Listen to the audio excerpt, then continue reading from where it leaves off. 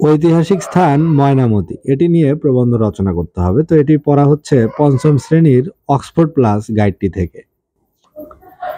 সূচনা: ময়নামতি বাংলাদেশের পূর্বাঞ্চলে উঁচু ভূমিতে অবস্থিত। আনন্দবিহার আবিষ্কৃত হয় 1955 সালে। বৌদ্ধ সভ্যতার নিদর্শন ও হিন্দু ধর্মের বহু নিদর্শন এখানে পাওয়া যায়। অবস্থান: কুমিল্লা শহর থেকে 8 কিলোমিটার পশ্চিমে কোটবাড়ি এলাকায় ময়নামতি আনন্দবিহার অবস্থিত হয় 8ম শতাব্দীতে। প্রতিষ্ঠা: ইতিহাস: রাজা মানিকচন্দ্রের স্ত্রী ময়নামতির নাম অনুসারে এ স্থানের নাম রাখা হয়। 8ম শতাব্দীর কোনো এক সময় প্রথম দেববংশের 3য় শাসক আনন্দদেব এটি নির্মাণ করেন।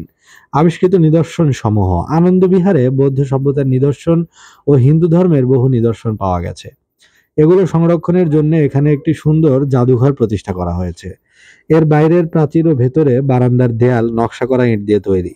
এখানে পাওয়া গেছে অসংখ্য রৌপ্য মুদ্রা, ব্রোঞ্জ মূর্তি, পোড়ামাটির ভাস্কর্য, ফলক এবং মৃৎপাত্র।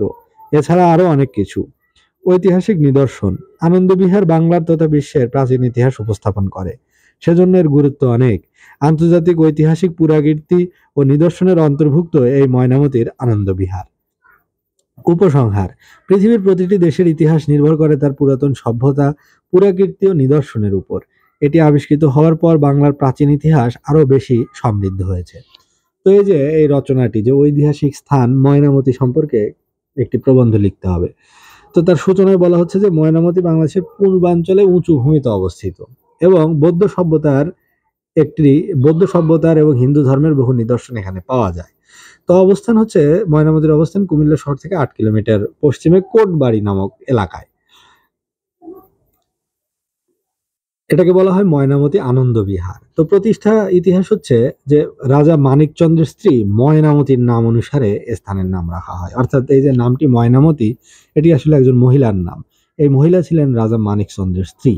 আর 8ম শতাব্দীর কোনো এক সময় প্রথম দেববংশের 3য় শাসক আনন্দদেব ঐতিহাসিক এই ময়নামতি নির্মাণ করেন, এই বিহারটি নির্মাণ করেন। তা আবিষ্কৃত নিদর্শন সমূহের ভিতরে রয়েছে যেখানে বৌদ্ধ সভ্যতার ও হিন্দু ধর্মের বহু নিদর্শন পাওয়া গেছে। আর এগুলো সংরক্ষণের জন্য এখানে একটি সুন্দর জাদুঘর প্রতিষ্ঠা করা হয়েছে এবং এখানে ইট দিয়ে নকশা করা হয়েছে এর বাইরের ও ভেতরের বারান্দার দেয়াল। আর এখানে পাওয়া গেছে অসংখ্য রৌপ্য মুদ্রা, ব্রোঞ্জ মূর্তি, পোড়ামাটির ভাস্কর্য, ফলক এবং মৃৎপাত্র। এছাড়া আরো অনেক কিছু।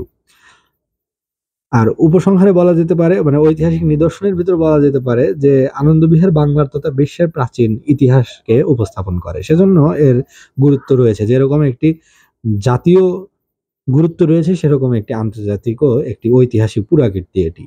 উপসংহারে বলা যায় যে পৃথিবীর প্রতিটি দেশের ইতিহাস নির্ভর করে তার পুরাতন ইতিহাস, ঐতিহ্য, পুরাকীর্তি, নিদর্শন ইত্যাদির উপর। এটি আবিষ্কৃত হওয়ার পর বাংলার প্রাচীন ইতিহাস আরো বেশি সমৃদ্ধ হয়েছে।